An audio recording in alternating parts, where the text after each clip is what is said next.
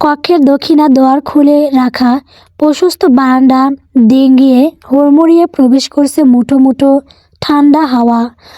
কক্ষের সর্বকোণ কাঁচা ফুলের সুগন্ধে ভরে উঠেছে। নিঃশ্বাসের সহিত মিশে সুখকর অনুভূতির দোলা দিয়ে যাচ্ছে। রাজকীয় পুষ্পে সজ্জিত পালঙ্কের মধ্যিখানে চুপচাপ বসে আছে অদিতি। কিছুক্ষণ আগেই ওকে খাইয়ে কক্ষে রেখে গেছে কয়েকজন মিলে। তখন থেকেই ঠায় বসে আছে মেয়েটা। লণ্ঠনের মৃদু আলোক রোশনি ছড়িয়েছে চারপাশে। মুগ্ধ চোখে কক্ষের চারদিক দেখে চলেছে। অদিতি যখন সবটা খুঁটিয়ে খুঁটিয়ে দেখতে ব্যস্ত, তখন শ্রবণেন্দ্রিয়ে প্রবেশ করল পুরুষালী কণ্ঠস্বর। একাকী বিরক্তি হোসেন। অদিতি চমকে উঠল, চকিতে পাশ ফিরল, দেখল পালঙ্কের পাশে হাসি মুখে রবি দাঁড়িয়ে আছে। কখন এসেছে মানুষটা? দরজার দিকে আর দৃষ্টিতে তাকালো, ওটা বন্ধ করা। এত কিসের ভাবনায় মগ্ন ছিল যে একটা মানুষের উপস্থিতি একটুও অনুভব করতে পারেনি। ভীষণ লজ্জায় পড়ল মেয়েটা। চোখ নামিয়ে রিনরিনে গলায় বলল, না ঠিক আছে। অদিতি জবাব দিল। তবে ওকে অবাক করে দিয়ে রবি হেসে উঠল। মেয়েটা হকচকিয়ে গেল। এখানে হাসার মতো কি বলল? রবি সময় নিয়ে হাসি থামালো, বিজ্ঞদের মতো করে বলল, আপনি কি কোনোভাবে নিজেকে পরিবর্তন করার চেষ্টা করছেন রাগিনী? যদি সেটার ইচ্ছা থাকে তাহলে বলবো, না আমি যেই ব্যক্তিত্বে মুগ্ধ হয়েছি সেটা ধরে রাখুন। আপনার সাথে এমন নরম সরম কণ্ঠস্বর মানায় না। ওই কঠিন গলার আওয়াজটা ছাড়া আপনি অসম্পূর্ণ। আমি আম্মার থেকে সবটা শুনেছি। চিন্তা করবেন না, পরবর্তীতে আর কখনো এরকম ঘটনা সম্মুখীন হতে হবে না আপনাকে। আমি ওরকম বিভ্রান্তকর ঘটনার জন্য দুঃখিত। অদিতি অবাকের শীর্ষে পৌঁছেছে। নেত্র যুগলে ছড়িয়েছে পাহাড়সম মুগ্ধতা। রবির রূপের মুগ্ধতা তাকে বশ করতে পারেনি। পুরুষ মানুষের রূপ দিয়ে কি হবে? চেহারা সৌন্দর্য সব তো ক্ষয়স্থায়ী। এই আছে তো এই নেই। পুরুষ বাসে টাকায়, পুরুষ বাসে ব্যক্তিত্বে। একজন পুরুষের, একজন নারীর, একজন মানুষের সুন্দর ব্যক্তিত্বের উপরে কিছু নেই। এই মুহূর্তে ঠিক সেই ব্যক্তিত্বেই মুগ্ধ হয়েছে অদিতি। ঠোঁট ডোয়ে মৃদু হাসি খেলে গেল। সেভাবেই মেয়েটা বলল, আপনি একজন মানুষ হিসেবে অসাধারণ। রবি আদর ছড়িয়ে হাসল। কি জানি, আচ্ছা আপনার পরিহিত শাড়ি পরিবর্তন করার প্রয়োজন, তাই না? আমি শাড়ি দিচ্ছি, আপনি পরিবর্তন করে আসুন। অনেকক্ষণ এভাবে আছেন। অদিতি এতক্ষণে খেয়াল করল রবির শরীরের বিয়ের পাঞ্জাবি পায়জামার নেই। তার মানে সব পরিবর্তন করেই স্টেশনে গিয়েছিল। ওর নিজেরও ভীষণ অস্বস্তি লাগছে শাড়িতে। ভারী শাড়িটা খুলতে পারলেই বাসে। অদিতি মাথা নেড়ে সম্মতি দিল। সেটা লক্ষ্য করতেই পাশের টেবিল থেকে লণ্ঠন তুলে নিল রবি। পায়ে পায়ে আলমিরার দিকে অগ্রসর হলো। ফিরে এলো একটা গোলাপি রঙের সুতি শাড়ি, ব্লাউজ এবং পেটিকোট নিয়ে। পালঙ্কের এক পাশে রাখলো, ছোট্ট করে বলল, বাথরুম থেকে শাড়ি পরিবর্তন করে বারান্দায় আসুন। আজ পূর্ণিমা, জ্যোৎস্না বিলাস করি দুজনে মিলে। অদিতি মুচকি হাসল। আচ্ছা। রবি চলে গেল বারান্দায়। অদিতি পালং থেকে নেমে দাঁড়ালো। লণ্ঠন আর শাড়ি হাতে বাথরুমের দিকে বাঁকা হাঁটা ধরল। চন্দ্রালোকিত রাত্রি, প্রকৃতির নৈসর্গিক সৌন্দর্যে নিজেদের খুইয়ে বসিয়েছে একজোড়া কপোত কপোতী। বৃষ্টির পরে আকাশ এখন স্বচ্ছ, প্রকৃতি নিস্তব্ধ। চাঁদের মিষ্টি আলোয় আলোকিত ধরিত্রী। শীত শীত একটা হাওয়া বয়ে চলছে, ক্ষণে ক্ষণে শরীর ছুঁয়ে যাচ্ছে। বারান্দায় পাশাপাশি দাঁড়িয়ে অদিতি এবং রবি, দুজনের মধ্যেখানে বেশ খানিকটা দূরত্ব বজায় রাখা আছে। ঘড়ির কাঁটার দখলদারিত্ব একটার ঘরে। মধ্যরাতে সচরাচর গ্রামের মানুষেরা তন্দ্রাচ্ছন্ন থাকে, সেখানে চৌধুরী বাড়ি একটু ব্যতিক্রম বৈকি। অদিতি নীল আম্বরে চেয়ে আর ওড়ালো। আজকের আকাশটা ভীষণ সুন্দর, ঠিক আপনার মতোই। রবির দৃষ্টি নিবিষ্ট দূর আকাশের শশীর দিকে। সেদিকে তাকিয়েই বলল কথাটা। অদিতি নিজেও চোখ সরালো না, কেবল হাসল। মস্করা করছেন? আপাতত না। সন্ধ্যার আলোচনায় বড়দের থেকে জানার সুযোগ হলো আপনি নাকি এখন বিয়ে করতে চাননি। জোরপূর্বক আমাকে দেখতে নিয়ে যাওয়া হয়েছিল আপনাকে। প্রশ্নটা করে উত্তরের আশায় রইল অদিতি। রবি তৎক্ষণাৎ কিছু বলল না। বেশ কিছুক্ষণ নিশ্চুপ রইল, অতঃপর জবাব দিল, বিয়ে শব্দটার সাথে এখনই জড়াতে ইচ্ছে ছিল না, কিন্তু আপনাকে দেখার পরে ফিরে আসার সাধ্য হয়নি। আচ্ছা। ছোট্ট কথাটা বলে চুপ হয়ে গেল অদিতি।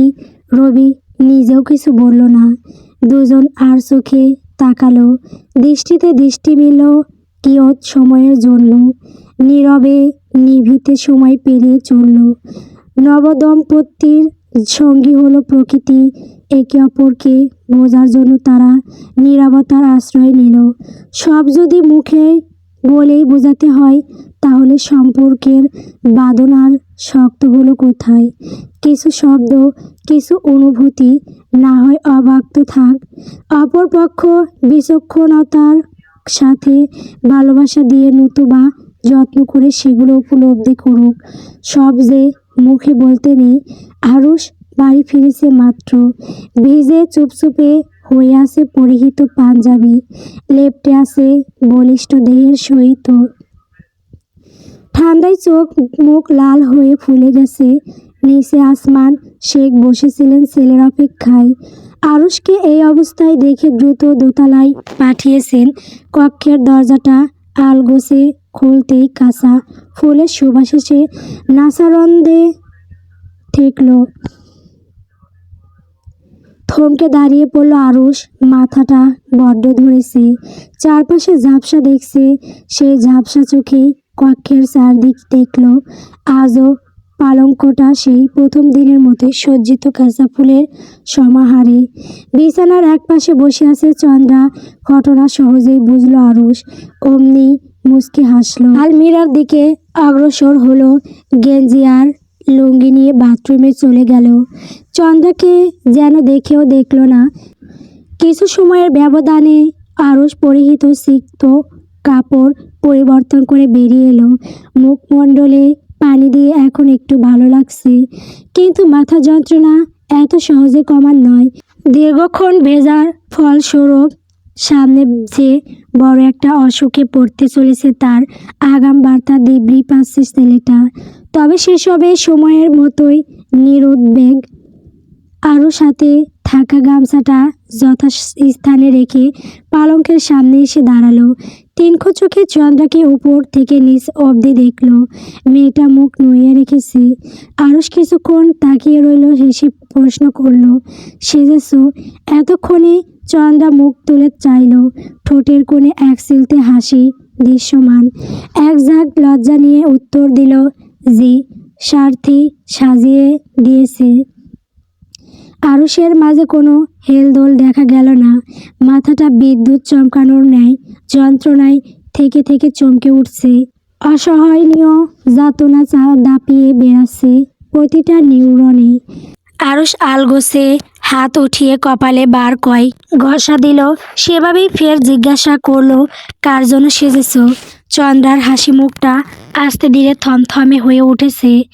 এই সাধারণ প্রশ্নগুলো ওর জন্য বড্ড জটিল শোনাচ্ছে। আত্মসম্মান বোধে আঘাত হানছে, কিন্তু আজ তো স্বেচ্ছায় নির্লজ্জতা বরণ করেছে। সেখানে এগুলো বাবা বড় বোকামি। চন্দ্রা আরুষের থেকে চোখ নামিয়েছে ততক্ষণে। নরম কণ্ঠে জবাব দিল, আপনার জন্য। জবাবে আরুষের মুখের হাসি বাড়ল।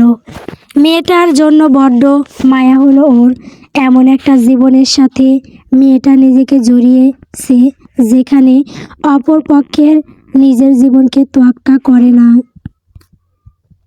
সেখানে এই মেয়েটাকে কিভাবে মূল্য দিবে? গুঞ্জনের ভাষায় কাপুরুষ বটে।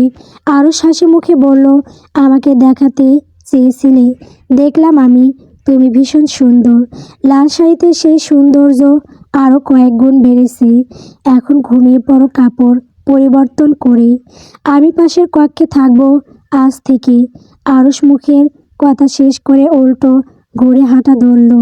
অপর পক্ষকে কিছু বলার সুযোগ দিল না। দরজা অবধি পৌঁছাতেই কর্ণগোচর হলো কান্নার করুণ আওয়াজ। থেমে গেল চলন্ত পা জোড়া পিছু ফিরল। চন্দ্রার আজ কি হয়েছে কে জানে। হঠাৎ করেই মেয়েটা বুক ধরে হাউমাউ করে কাঁদছে, যেন বুকের মাঝে খুব কষ্ট হচ্ছে ওর। আরুষ ম্লান চা নিতে চেয়ে রইল, মুখ ফুটে কিছু বলল না। চন্দ্রা কাঁদতে কাঁদতেই ছুটে এসে আরুষের সম্মুখে মেঝেতে বসে পড়ল। মেঝেতে দুহাত রেখে ডুগরে কেঁদে উঠল। ক্রন্দনরত গলায় বলেও চলল, আমাকে ফিরিয়ে দেবেন না।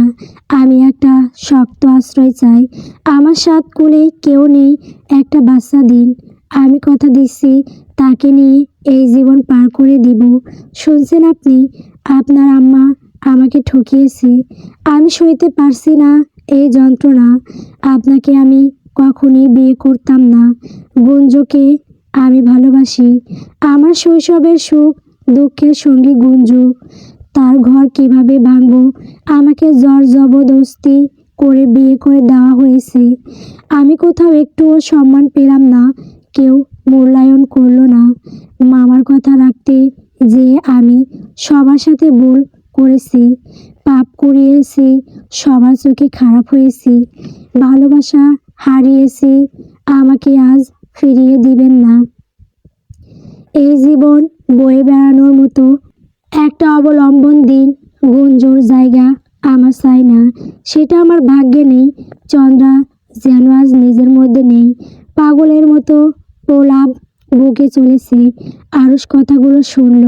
কি করবে, কি বললে বোধগম্য হচ্ছে না। হাঁটু ভেঙে বসলো চন্দ্রার সামনেই, আলতো করে ভরসার হাতটা চন্দ্রার মাথায় রাখলো। আশ্বাস দিল, ভয় নেই, তোমার প্রাপ্য মর্যাদা তুমি পাবে। এখানেই থাকবে তুমি। গুঞ্জন এখনো তোমাকে ভীষণ ভালোবাসে। ওর সাথে প্রতিযোগিতায় না নেমে ভালোবাসা দিয়ে আপন করে নাও। আমার সাথে আমি নিজে কথা বলবো। একদিন সময় করে তোমার সব গল্প শুনবো, তোমার সুখ দুঃখের ভাগিদার হব। কথা দিচ্ছি। একটু থেমে ফের বলল, আমার একটু সময়ের প্রয়োজন। ভাবতে চাই একজনকে ভালোবেসে আরেকজনকে গভীরভাবে ছোঁয়ার দুঃসাহস দেখানোর মতো সাহস আমি এখনো হইনি চন্দ্রা। আশা করি বুঝতে পারছো সবটা। আমিও একজন মানুষ। চারদিকের এত এত চাপ আমার মস্তিষ্ক বিক্ষিপ্ত করে রাখে। তবে তোমার কোনো ক্ষতি হবে না মেয়ে, নিশ্চিত থাকো। রাত হয়েছে, যাও ঘুমিয়ে পড়ো।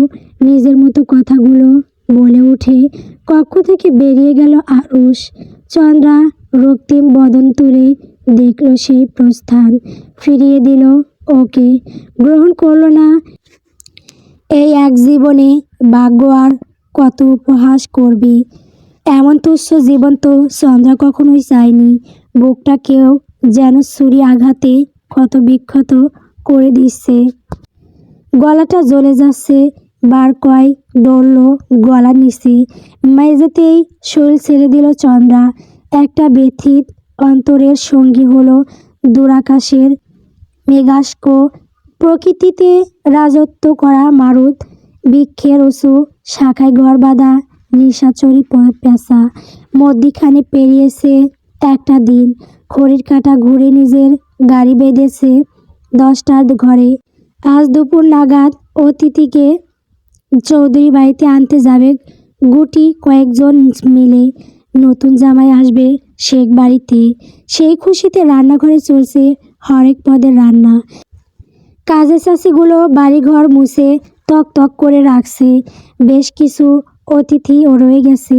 গঞ্জুরিকা তাদের জন্যই ফল কাটছে খাবার টেবিলে বসে, হাতে ছুরি। আজ সকালে একবার কথা কাটাকাটি হয়েছে শাশুড়ির সাথে, সেই থেকে মন মেজাজ খুব একটা ভালো নেই। আজকাল কথায় কথায় রোকেয়া শেখ গঞ্জুরিকার পরিবার তোলে, আর এটা একদমই ভালো লাগে না মেয়েটার। গঞ্জুরিকার কাজের মাঝেই পাশে এসে দাঁড়ালেন রাবিয়া শেখ। গঞ্জুরিকাকে অন্যমনস্ক দেখে কর্কশ গলায় বললেন, সামান্য কয়টা ফল কাটতে আজকে সারাটা দিন লাগাই দিবি না তো বউ? তুই যে দেখি আজকাল কোনো কামে গুরুত্ব দিস না। গঞ্জুরিকা ধ্যানচ্যুত হলো। অকস্মাৎ এমন কথাতে ঈষৎ কাপড় কায়া ঘাড় ঘুরিয়ে পাশে দেখলো, মুখটা কঠিন রেগেই বলল, কাজ তো করছি দাদি, বসে তো নেই। আমার হাত দুটো। রাবিয়া শেখ মুখের উপর এমন কথা ঠিক হজম করতে পারলেন না, অথচ মেয়েটা ভালোভাবেই বলল কথাটা, কিন্তু সেটাকে পেঁচিয়ে উল্টো ধরে বসে থাকলেন। ওই যে বলেন যে যেমন তার চিন্তা ভাবনাও ঠিক তেমনই। চোখ দুটো গরম করে চেয়ে রইলেন, দাঁতে দাঁত পিষে বললেন, আমার মুখে মুখে তক্ক করিস তুই নাতবো? 2 পয়সার দাম দিচ্ছিস না? আজ দাদু ভাই আইলে বিচার দিমু। শেষের বাক্যটা গঞ্জুরিকার সব ধৈর্যের মুহূর্তেই ভেঙে দিল। হাতে রাখা আপেলটা জোরে শব্দ করে থালাতে রেখে উঠে দাঁড়ালো। রাবিয়া শেখের চোখে চোখ রেখে বলল, ডাকুন আপনার দাদু ভাইকে, এক্ষুনি ডাকুন, দেখি সে আমার কি করে। গঞ্জুরিকার এমন ব্যবহারে রাবিয়া শেখ কথাটাও বলতে ভুলে গেলেন। পাশের চেয়ারে বসে শব্দ করে কেঁদে উঠলেন। চারপাশ থেকে সবাই ছুটে আসলো। আরুষ ধীর পায়ে নিচে নেমে সিঁড়ির কাছটায় দাঁড়ালো। রোকেয়া শেখ ছেলের কাছেই গেলেন, ঘটনা সবটা খুলে বললেন। রাবিয়া শেখ ফ্যাস ফ্যাস করে কেঁদে চলছেন। সেভাবেই বিড়বিড় করে আওড়ালেন, নতুন নাত বউ, এর নখের ও যোগ্য না তুই। আমারে এইভাবে আজ পর্যন্ত কেউ বলে নাই, আল্লাহ তোর বিচার করমু। রাবিয়া শেখ মুখের কথাতে সমাপ্তি টানা মাত্রই গঞ্জুরিকা বলে উঠল, মেয়েটার ব্যঙ্গাত্মক কণ্ঠস্বর, আল্লাহ বুঝি আপনার একার পাপ করে আবার বিচারও করে দিচ্ছেন। আরে বাহ, চমৎকার বিনোদন। তৎক্ষণাৎ অদূর থেকে ভেসে এলো পুরুষালী গম্ভীর কণ্ঠস্বর। গুঞ্জন মুখ সামলে, দাদি তোমার গুরুজন। আরুষ এক প্রকার ধমকে উঠল গঞ্জুকে, কিন্তু তারপর যা ঘটল সবটা অভাবনীয়। গুঞ্জনের হাতে ছুরি ছিল।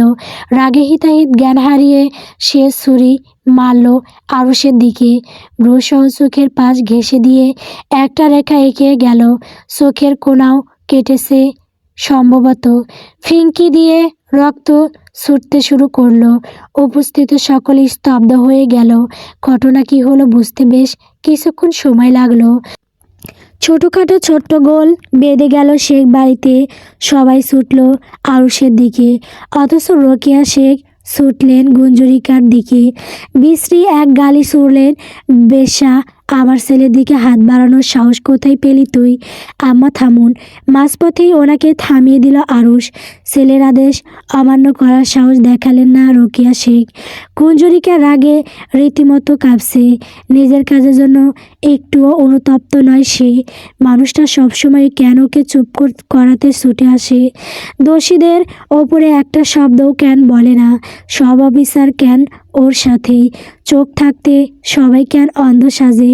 চন্দ্রা কাঁদতে কাঁদতে পানি আনতে ছুটেছে। হঠাৎ করে কি থেকে কি হয়ে গেল। আরুষ এক খণ্ড পাথরে পরিণত হয়েছে।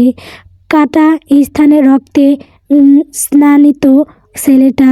সবাই তাকে নিয়ে ব্যস্ত হয়ে পড়েছে, অথচ সে নির্বিকার অনুভূতিহীন তাকিয়ে আছে গঞ্জুরিকার নির্লিপ্ত চোখ দুটোতে, যেখানে নেই কোনো ভালোবাসা, নেই কোনো অনুশোচনা, নেই কোনো দয়া। এতটা পর কবে হলো আরুষ? দেহের ব্যথা চাপিয়ে মনের ব্যথা ছেলেটাকে কাবু করে ফেলল মুহূর্তেই। শেখ বাড়ির পরিবেশ যখন এলোমেলো, পরিবারের সকলে ছেলের শোকে কাতর, তখন বাড়ির পরিবেশ আরেকটু বিক্ষিপ্ত করতে সবার শোক বাড়িয়ে দিতে প্রধান ফটকে এসে উপস্থিত হলো একজন অচেনা যুবক ছেলে।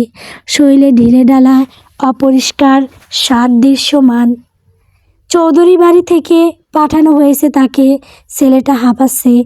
হাঁপাতে হাঁপাতে উচ্চস্বরে সবাইকে ডাকলো, আপনারা কে? কোথায় আছেন?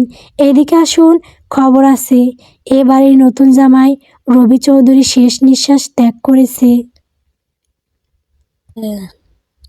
গল্প পরগাছা। গল্পটি কেমন হয়েছে কমেন্ট করে বলবেন। পরবর্তী পর্ব পাওয়ার জন্য অবশ্যই আমার চ্যানেলটিকে সাবস্ক্রাইব করবেন। সাবস্ক্রাইব করলে গল্প দেওয়া হবে, তাছাড়া দেওয়া হবে না।